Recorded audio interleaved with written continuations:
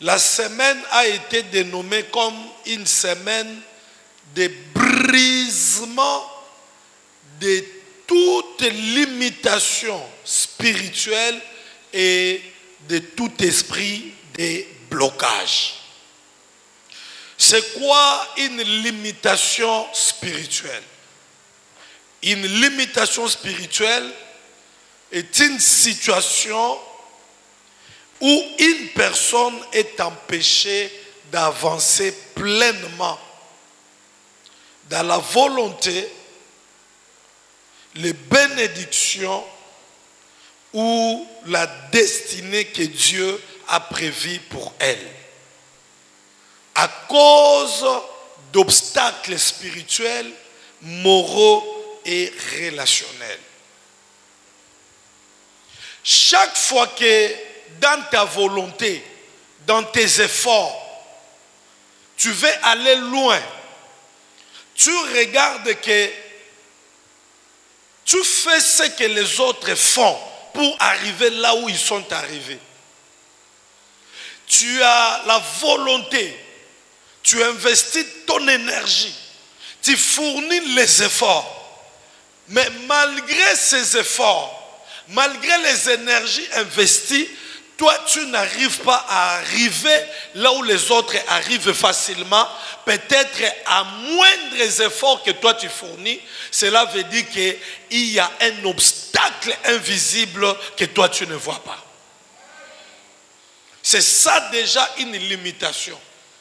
Chaque fois que tu as le désir de pouvoir relancer ta vie, de pouvoir atteindre certains niveaux de la vie, mais tu sens qu'il y a quelque chose qui te résiste à arriver à ce stade, à ce degré, à ce niveau-là, et tu n'arrives pas à comprendre, parce que dans l'ordre humain, tout ce que tu peux faire, tu es en train de le faire. Cela veut dire que les causes sont dans les domaines spirituels. Et cela est appelé limitation spirituelle. Certainement, quelque chose te bloque. Quelque chose t'empêche d'arriver là où tu dois arriver. Donc, chaque fois que tu regardes autour de toi, mais tu te dis, mais ce qu'ils font, moi aussi je le fais. Là où ils achètent, moi aussi j'achète. Là où ils vendent, c'est là où moi aussi je vends. Mais pourquoi je n'ai pas les résultats? Tu fais tout ce que tu peux faire, naturellement parlant.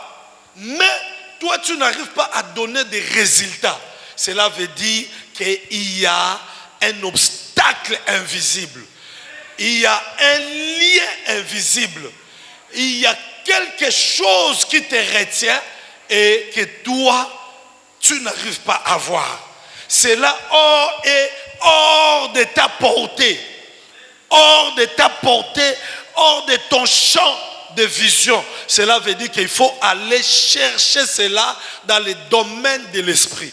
Et ce qui t'empêche là, cet obstacle-là invisible, n'est autre chose qu'une limitation spirituelle. Maintenant, il faut comprendre d'où viennent les limitations spirituelles. Quelles sont leurs causes? Quelles sont leurs sources? Parce que une limitation spirituelle ne peut pas venir comme ça. Il y a plusieurs causes, il y a plusieurs sources. On n'aura pas le temps de pouvoir les mentionner ce soir. Mais dans le texte que nous venons de lire, où Moïse se présente devant Pharaon avec un mandat divin pour demander à ces messieurs qui résistaient de les laisser aller. Parce que le mandat que Moïse amène devant Pharaon, c'est « laisse aller mon peuple pour me servir ». C'est là où se résume le mandat de Dieu. Et Moïse se présente devant Pharaon avec ce mandat-là. après de multiples plaies qui lui ont été infligées, il fait semblant maintenant de libérer le peuple.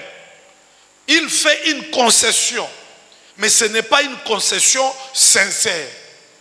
Craignant encore des répercussions, il s'est dit, bon, je vous permets d'aller offrir les sacrifices à votre Dieu. Mais voilà ma condition, n'allez pas loin. Si vous voulez chercher les causes des limitations, comme je viens de vous le dire, il y en a plusieurs, mais certaines limitations viennent des paroles libérées par une autorité spirituelle, mais que tu n'as pas attiré attention, que cette parole cachait une intention mystique. La phrase que Pharaon vient de libérer, n'allez pas loin. Si tu es un étudiant ordinaire, on te dit comme sur les bancs de l'école, on nous demandait d'analyser une phrase et de chercher les fonctions de chaque mot, tu vas te limiter dans les domaines orthographiques et grammaticaux. Mais si tu ne te lèves pas dans les dimensions spirituelles pour comprendre que cette phrase-là n'allait pas loin, cache une intention et traduit déjà ou te connecte déjà à une corde invisible, alors, bien-aimé, tu es déjà foutu à partir de là. Beaucoup parmi vous avez reçu certaines paroles. On a balancé une parole que vous avez négligée, mais cette parole cachait une corde invisible qui vous retient aujourd'hui. Je ne sais dans quel domaine. Dans le domaine social, dans le domaine familial, dans le domaine estudiantin, dans le domaine professionnel, que sais-je encore. Mais il y a une parole, peut-être dans le domaine médical, dans le domaine de votre santé. Il y a un médecin qui vous a diagnostiqué et qui a balancé une parole. Aujourd'hui, vous êtes prisonnier de cette parole-là. Vous n'avez pas compris que derrière cette parole-là, se cachait une corde mystique, une corde invisible qui vous retient jusque-là. Par l'autorité de la parole de Dieu, par l'onction divine et par le pouvoir éternel du sang de l'Alliance, cette semaine, cette limitation sera brisée au nom puissant de Jésus-Christ. Que celui qui dit Amen soit maintenant programmé pour cette libération. Ce que je suis en train de te dire, tu es concerné par là. Tu es concerné par ça. C'est-à-dire que si de tous les efforts que tu fournis dans ta vie, il y a une limitation spirituelle, c'est-à-dire un blocage invisible, une corde que toi tu n'arrives pas à bien identifier. À chaque fois que tu avances, tu fournis des efforts, mais quelque chose te maintient dans une vie de monotonie, une vie de monologue. Je suis venu ce soir comme apôtre du Seigneur. Je décrète et je déclare, cette limitation sera brisée.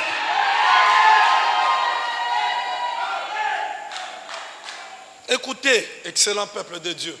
Écoutez, trois choses. Quand il dit n'allez pas loin, il s'est dit ne sortez pas de mon contrôle.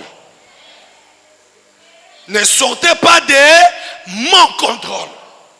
Il y a des gens qui vivent, mais ils vivent sous contrôle. Il y a beaucoup de gens, tu vis, tu vas à gauche, tu viens à droite, tu vas acheter, tu viens vendre, mais tu ne sais pas qui est en train de contrôler ta vie. Et tu ne sais pas ce qui se mijote dans leur cœur, ce qui se trame dans leurs pensées. Et tu ne sais même pas quand est-ce qu'ils ont frappé. J'ai prie le Seigneur ce soir. Tu ne seras pas surpris. Dieu doit t'épargner de cela. Tu dois échapper à cela. Celui qui me dit Amen sera le rescapé. Tu es le rescapé des malheurs qu'ils ont déjà planifiés. Tu diras comme David, le filet a été rompu et je suis sorti indemne.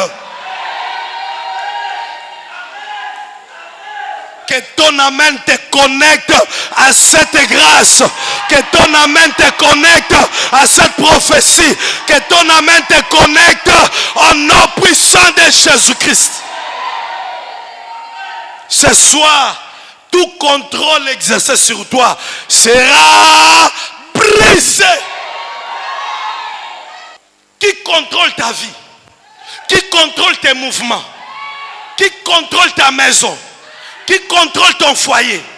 Qui contrôle ta maison? Aujourd'hui, ce contrôle sera brisé au nom de Jésus.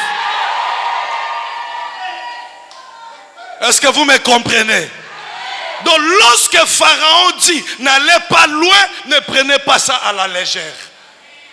C'est un ordre invisible que vous ne voyez pas. Les entités des mondes des ténèbres sont là pour exécuter les ordres des hommes spirituels. N'allez pas loin, c'est-à-dire ne sortez pas de mon contrôle. Ça c'est de un. De deux, n'allez pas loin signifie ne sortez pas de la zone de mon influence. Frère, je te dis, il y a des gens qui ne pourront jamais aller loin dans leur vie aussi longtemps vous serez dans la zone d'influence de la sorcellerie familiale. Il y a toujours un rayon que si tu ne sors pas de ces rayons-là, mon frère, il n'y aura rien. Jésus a guéri plusieurs personnes. Il a défié plusieurs territoires. Mais quand il arrive dans un territoire comme ça, Capernaum, il regarde un aveugle. La Bible dit, il lui prend à la main et le sort dans cette ville-là. Et il va là-bas et il est guéri. Ce n'est pas un geste anodin. Il ne faut pas prendre ça à la légère. C'est-à-dire que Jésus avait fait la lecture de ce territoire-là. Et il savait que dans ce territoire-là, quelque chose empêcherait cet homme-là de recevoir sa délivrance. Et même quand il les renvoie, la Bible dit, va, mais ne rentre plus dans cette ville. Pourquoi il a dit ça? Lorsque Jésus voulait entrer à Gadara, il chassait les démons. Vous savez que les autorités de cette ville sont venues dire à Jésus de les chasser, n'est-ce pas? Il dit, sors de notre territoire. Mais pourquoi? Quelqu'un qui vient de guérir, de délivrer, c'est lui qui vous terrifiait. C'est lui qui détruisait la vie de tout le monde. Il vient de vous faire du bien. Donc, tout ce que vous trouvez pour les remercier, c'est les chasser. Non, il savait que dans ce territoire-là était dédié à leur divinité. Ils étaient contents de vivre ce qu'ils vivaient là. Lorsque Jésus arrive à Éphèse, vous savez ce qui est arrivé. Il y a les gens des complotistes qui ont dit que non, cet homme ici avec son message, il risque d'embraler notre entreprise. Il va détourner les gens de nos divinités pour les amener à son Dieu. Il y a des territoires qui sont des zones d'influence. Aussi longtemps que tu es dans cette zone d'influence, tu ne peux pas réussir. Les lois et les restrictions de ce territoire vont s'imposer obligatoirement, de gré ou de force, ça va s'imposer à toi. Et donc, lorsque Pharaon dit n'allez pas loin, cela veut dire ne sortez pas de cette zone d'influence. Voilà pourquoi beaucoup de gens se retrouvent embrigadés dans une zone d'influence, ils pataugent, ils fournissent des efforts. C'est comme quelqu'un qui est tombé dans l'eau, qui ne sait pas nager. Il peut fournir des efforts, il peut battre l'eau. Et ces efforts vont s'épuiser et il va s'enfoncer. C'est comme ça que beaucoup de gens, aussi longtemps tu seras dans cette zone d'influence. Et Pharaon, comme un homme spirituel, il savait que si ces gens arrivent à sortir de cette zone d'influence, je n'aurai plus la même mise sur eux. Ce que le diable essaye de faire, c'est de te maintenir dans une zone d'influence. Mais toi aussi qui ne comprends pas, chaque fois que tu tombes malade, il y a une sorte de maladie comme ça. On te dit non, ce genre de maladie ici, on traite ça traditionnellement chez nous. Oui, c'est bon. Tu vas te rendre là-bas et puis on va faire des cérémonies, on va faire des choses, on va mettre des incisions sur ton corps et ils vont te traiter donc selon les coutumes, selon les traditions. Mais toi, tu ne sais pas qu'en sortant de là, tu es déjà sous la couverture d'une zone d'influence que tu ne pourras plus jamais te débarrasser. Beaucoup de gens ont accepté des incisions. Beaucoup de gens ont accepté des tatouages sur leur corps qui ne sont pas des tatouages que les joueurs et les autres musiciens ici font juste pour se faire plaisir, mais ce sont des tatouages traditionnels qui ont des significations puissantes dans le monde des esprits. Et aussi longtemps tu as ça, tu cherches Dieu, tu ne sais pas que tu es sous une zone d'influence. Parce que lorsque Pharaon dit allez sacrifier, n'allez pas loin, ça c'est la volonté de Pharaon. Il ne bloquera pas certains chrétiens. Il sait que tu peux prier, mais ne sois pas profond. Ne va pas dans la profondeur. Reste superficiel. Et il sait à tout moment qu'un chrétien superficiel ne peut pas changer sa destinée, ne peut pas renverser les autels, ne peut pas couper des limitations. Est-ce que vous comprenez ça? Est-ce que vous comprenez ça? C'est ce qu'il essayait de dire quand il vous dit que n'allez pas loin. Donc ne sortez pas de cette zone d'influence. Nous allons prier. Écoutez, la troisième des choses que vous devez comprendre dans cette phrase n'allez pas loin, c'était ne sortez pas de ma dépendance. Savez-vous que les Hébreux en Égypte constituaient une main-d'œuvre abondante? Ils étaient des esclaves. Ils travaillaient sans salaire. Ce sont eux qui construisaient les villes, les nouvelles villes de l'Égypte. Alors perdre tous ces gens-là, c'était perdre des privilèges. Au fait, ils n'étaient pas seulement des esclaves politiques ou spirituels, ils étaient aussi des esclaves économiques. Qui pouvait revendiquer son salaire en Égypte. Il devait travailler sans rien exiger. Lorsque tu constates dans ta vie que ton travail te fournit moins, te donne moins que ce que tu es en train de fournir comme effort, sache que tu es dans une sorte de dépendance. Il y a certainement quelqu'un, quelque part, qui tire profit de ta sueur. Mais ce soir, nous allons prier que ta sueur ne tombera pas à terre gratuitement. Ton amen, c'est ça ce qui me dégoûte totalement. Tu es habitué à être esclave, tu es habitué à rester dans la servitude. Je décrète et je déclare que ta sueur cette année ne tombera pas à terre gratuitement. Chaque sueur sera comptabilisée. Chaque sueur te donnera le salaire. Ton salaire ne passera pas aux mains de quelqu'un d'autre. Je suis venu ce soir comme apôtre du Seigneur. Dire à quelqu'un, elle est garantie que le temps est arrivé. Tes efforts, ton travail, tes sueurs fournira des résultats escomptés. Si tu dis Amen, tu es connecté. Si tu dis Amen, Dieu t'aligne dans cette position. Reçois cela au nom de Jésus. Battez les mains, dites au nom de Jésus.